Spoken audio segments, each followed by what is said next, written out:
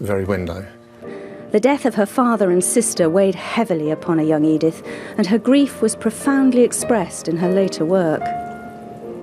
In her stories, there's always this idea that your true dream should be a complete family. And we all know the ending of The Railway Children, oh, my daddy, my daddy. Daddy! Oh, Daddy! My daddy! After a few turbulent childhood years, Edith's time at Halstead Hall may have inspired her to put pen to paper, but it would take another period of turmoil in later life to drive her writing forwards. At 22 years of age, she moved to London and married Hubert Bland, a failed bank clerk with literary pretensions. Hubert contributed little to the family finances in the early years of their marriage, and despite having 3 children together, he was also a notorious womanizer. Edith turned to her writing for comfort and began to sell short children's stories to London magazines. She gradually turned what had been a youthful pastime into a steady source of income. Edith eventually published her first children's book in 1899. It was based upon a family of adventurous children called the Bastables.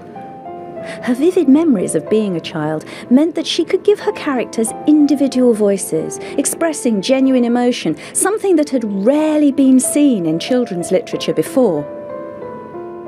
Many of her characters were based on people she knew. There is an Oswald in her life, a friend that she would have based Oswald Bastable on, and the uncle next door might have been Hubert. The book was an immediate success, and E. Nesbit's path to literary stardom was secured.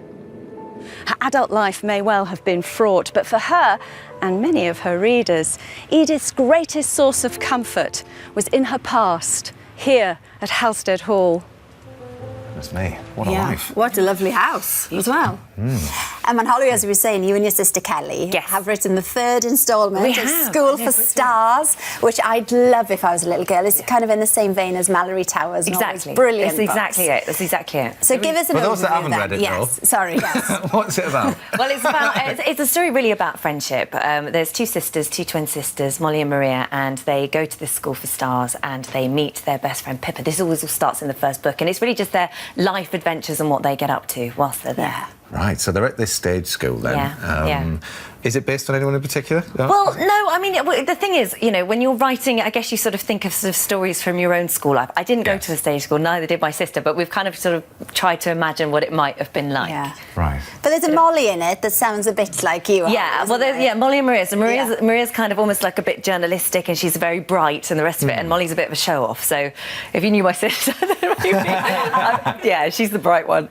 Well, interesting though. I mean, obviously the end goal is for them to be successful and to be famous and this, that and the other. Thinking about your own children and now with another one on the way. I know. Is this something that you're going to be kind of encouraging for them? They can do whatever they want. I think the nice thing about the book with the sort of fame thing is that the girls are genuinely really talented at what they do, and they're going through the process and they're working really hard to get there. Right. So I think that's kind of a nice thing to set right from the start. The dedication. The dedication and the hard work that it takes, you know. Yeah, and the good girls in the book always win out over the bad ones. They do. It's a good message. And you've got a 4th instalment on the way. Yes. But will you then sort of branch out into adult books? Not adult, but 50 Shades of Grey. For adults. No, I'm not planning anything like that at the moment. But with the children's books, I think that as long as the story keeps going on, we'll see where I take it. But I'll let you know how I get on with the adult books. Yeah, good.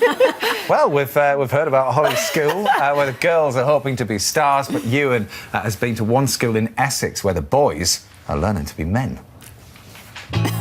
Dads and lads. It's got a good ring to it, but in reality, not all boys have the benefits of a live-at-home dad. In the UK, there's 1.9 million single-parent families. Of that, 8% are single fathers, meaning the majority are single mums. According to the Prince's Trust, having a positive male role model in children's lives can make them happier and more confident. Which is exactly why